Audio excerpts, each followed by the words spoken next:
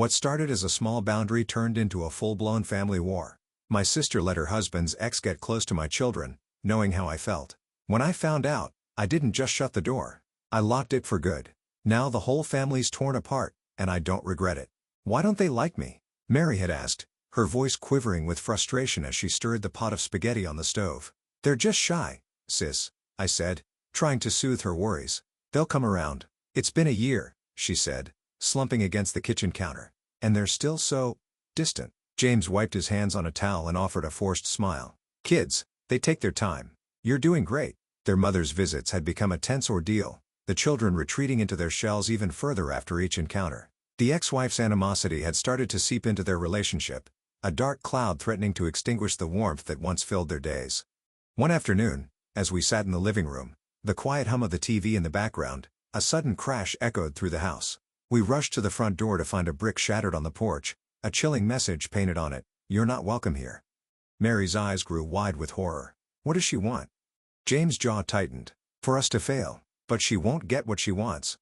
The news of Mary's pregnancy brought a glimmer of hope to the turmoil, but it was short-lived. The ex's behavior grew bolder, her rage spilling over into public spaces. At first, it was just nasty glares and cutting comments at the school drop-offs, but soon it escalated. "You're going to have a new baby," she screamed at Mary during a supervised custody exchange, "but you're not taking mine away from me."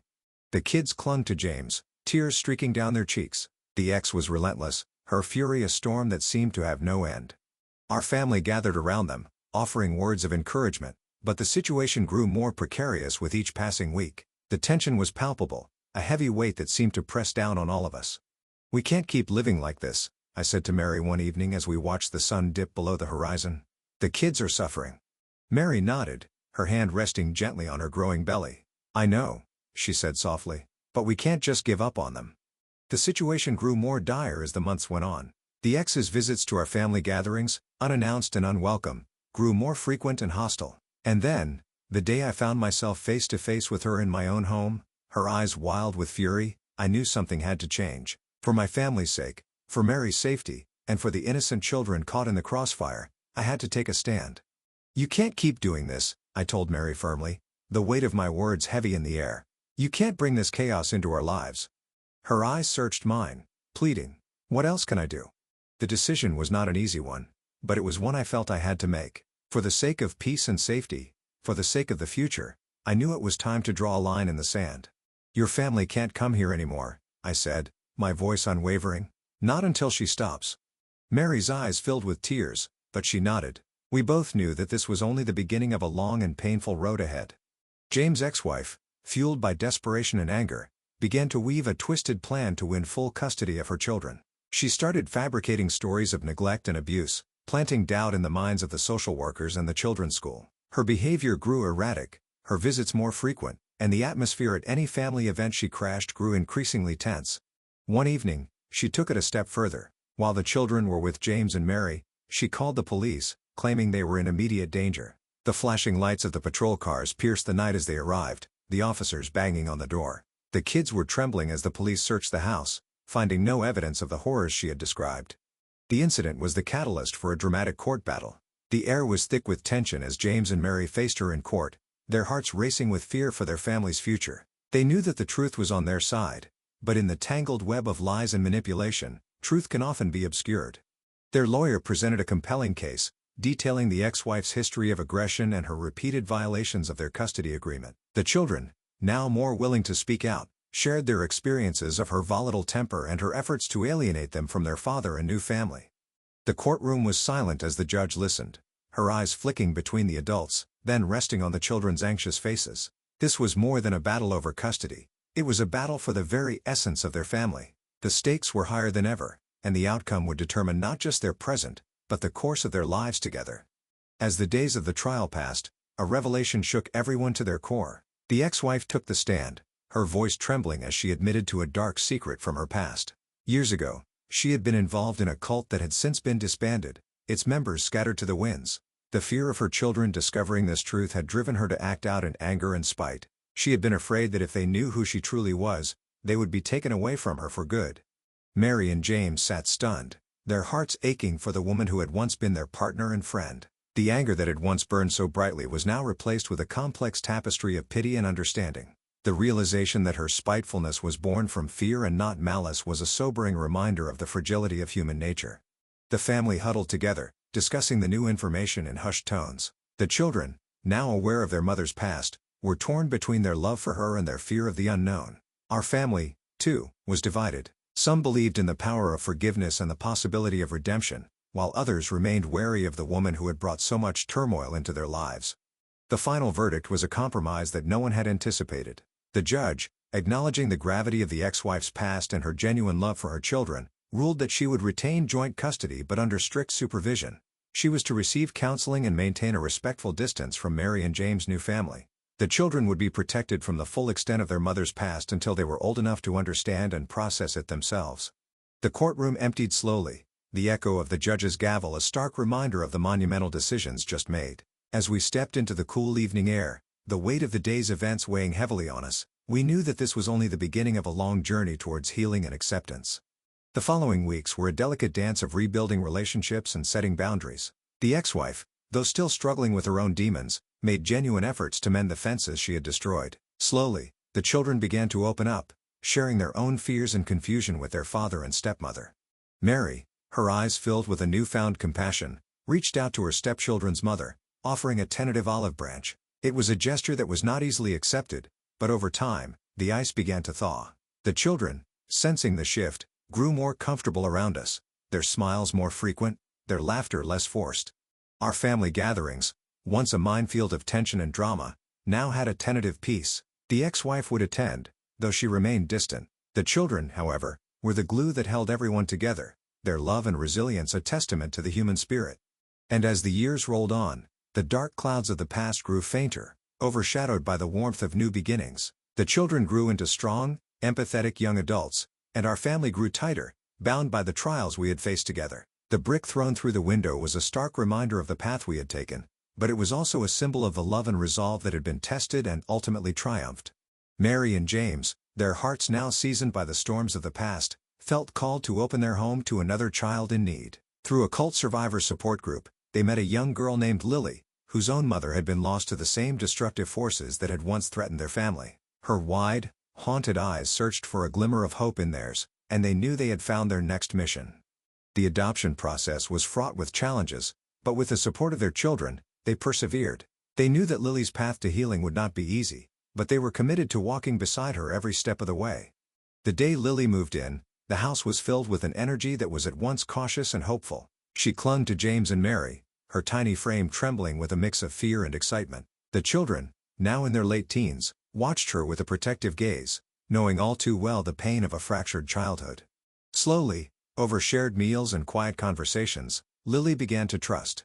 The walls she had built around herself, brick by brick, started to crumble. The ex-wife, seeing the transformation in her own children, made a point to visit more often. Her interactions with Lily were tentative at first, but as the months passed, she began to share her own story of survival, of finding her way back to the light after years of darkness.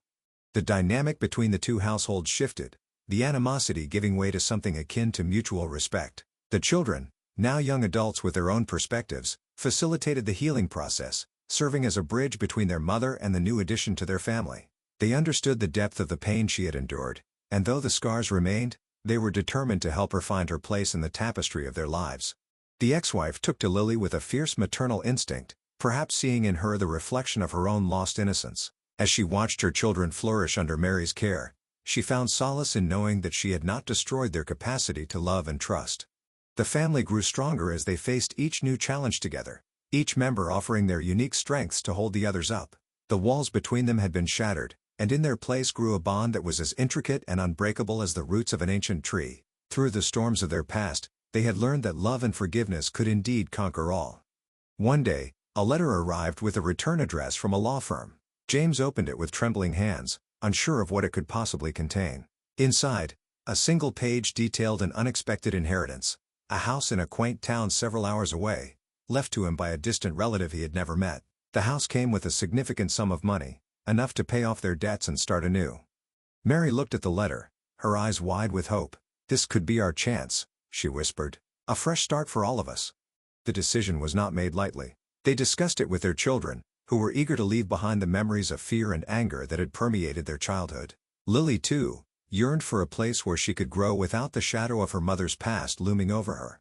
Together, they packed up their lives and set off on a journey filled with excitement and apprehension. The town was picturesque, with tree-lined streets and a sense of community that immediately embraced them. The house was an old Victorian, filled with charm and a history that was theirs to make their own. The children enrolled in a new school, where their classmates knew nothing of the chaos that had once defined their lives. For the first time, they were free to build relationships without the baggage of their mother's actions weighing them down. They grew and thrived, their smiles genuine, their laughter ringing through the halls without the echo of pain. As the seasons changed, so too did the dynamics within the family. The ex-wife, though she remained a part of their lives, no longer cast a shadow over their happiness. Her visits grew less frequent, and when she did come, she brought with her a quiet peace, a sign of the healing that had taken place. In the town, they found not just a new home, but a new family. Neighbors who waved and asked how they were doing, teachers who took an interest in their lives, and friends who saw beyond their past to the warm, loving people they had become. The house on the hill became a beacon of hope, a symbol of the power of redemption and the beauty that could arise from the ashes of despair. And so, the family grew and flourished, their roots reaching deep into the fertile soil of their new life. The echoes of the past remained, but they were faint whispers, drowned out by the symphony of their newfound joy. As they watched their children blossom in the warm embrace of their new home, Mary and James knew that they had made the right choice. The inheritance had not just given them a new start, it had given their children a chance to live without fear. The house was not just a building, it was a fortress, a sanctuary from the storms that had once threatened to consume them all. As the sun set on their first evening in their new home, they gathered in the living room, the scent of Mary's apple pie filling the air. They held hands, their hearts swelling with gratitude for the second chance they had been given. They had weathered the tempest and come out stronger, ready to face whatever the future had in store. Their journey was far from over, but for now, they had found peace. And in that quiet town, surrounded by the whispers of the trees and the gentle embrace of the evening, they knew they had found their home. One afternoon, as they were unpacking a dusty trunk in the attic, Lily's curious eyes fell upon a hidden compartment. Inside lay a leather-bound journal, its pages yellowed with time but the handwriting inside as clear as day. It was the diary of James' great-aunt, Margaret, who had lived in the house for many years. As Mary and James read through the journal, they discovered that Margaret had also been a survivor of the same cult their ex-wife had escaped from. The parallels were eerie, the same manipulation, the same fear, the same desperate search for redemption. The words on the page seemed to reach out, offering a lifeline of understanding to the woman who had once brought so much turmoil into their lives. They shared the journal with the ex-wife, who sat with it in her trembling hands, her eyes scanning the words as if searching for a piece of herself she had lost long ago. As she read, she found comfort in Margaret's story, in her strength and determination to leave the dark world behind. For the first time, she saw that she was not alone in her struggle, that another woman had faced the same demons and come out the other side.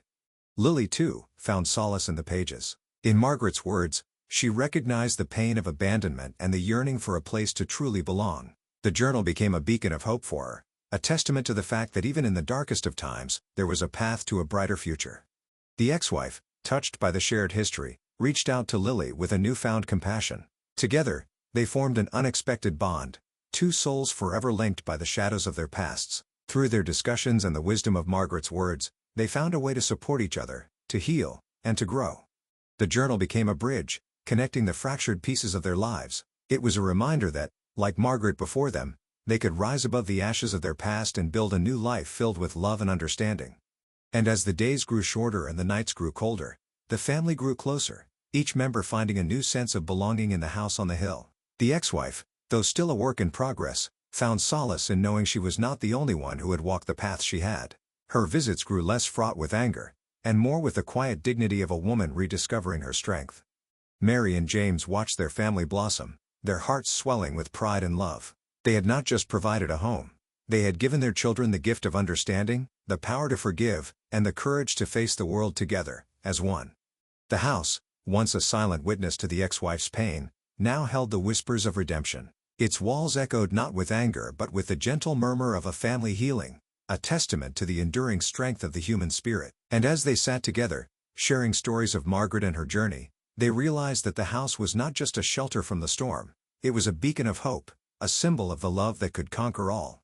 Their lives were a tapestry of light and dark, but in that moment, as they held each other tightly, The threads of their past wove together to create a picture of resilience and love. They had come so far, and though the future remained uncertain, they knew they had the tools to face it as a united front. Their hearts filled with the warmth of new beginnings, they stepped out into the crisp evening air, ready to embrace the next chapter of their lives with open arms. The town lay before them, a canvas upon which they would paint their new story, a story of love, healing, and the unbreakable bonds that had carried them through the storm. Inspired by Margaret's journal, the ex-wife found her voice. She sat at the antique desk in the quiet of the night, her thoughts flowing onto the pages as she penned her own tale of survival. The words that once brought her such pain now became a beacon of hope, a testament to her own courage. Months later, her manuscript was complete, a raw and powerful account of her escape from the clutches of the cult and her tumultuous journey to redemption. It was a story that resonated with readers far and wide, striking a chord with anyone who had ever felt lost, alone, or misunderstood. The book was published under a pseudonym, but the ripples of its impact were unmistakable. Her book became a bestseller, its pages echoing with the truth of her experience. She was invited to speak at conventions, her story inspiring others who had walked the same path to find the strength to tell their own. Her transformation from a woman consumed by anger and fear to a beacon of hope was nothing short of remarkable. The royalties from the book brought financial stability to her life, allowing her to seek professional help and provide for her children in a way she never thought possible. The success was bittersweet, a reminder of the price she had paid for her freedom, but it also brought a newfound sense of purpose.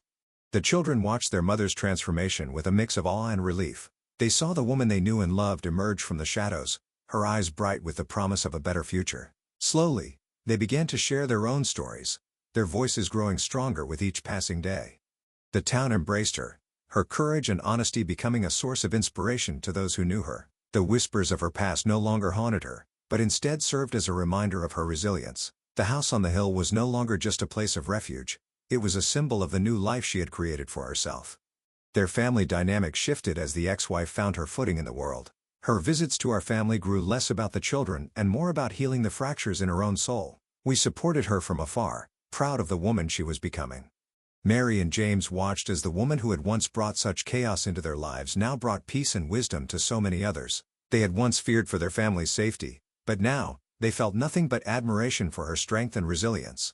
And as the seasons continued to turn, the house on the hill remained a bastion of love and acceptance, its walls a testament to the power of forgiveness and the enduring bonds of family. The ex-wife had become not just a part of their lives, but an integral piece of their story, woven into the very fabric of their hearts. Together, they had turned a page, leaving behind the bitterness of the past to write a new chapter filled with love, growth, and the promise of a brighter tomorrow.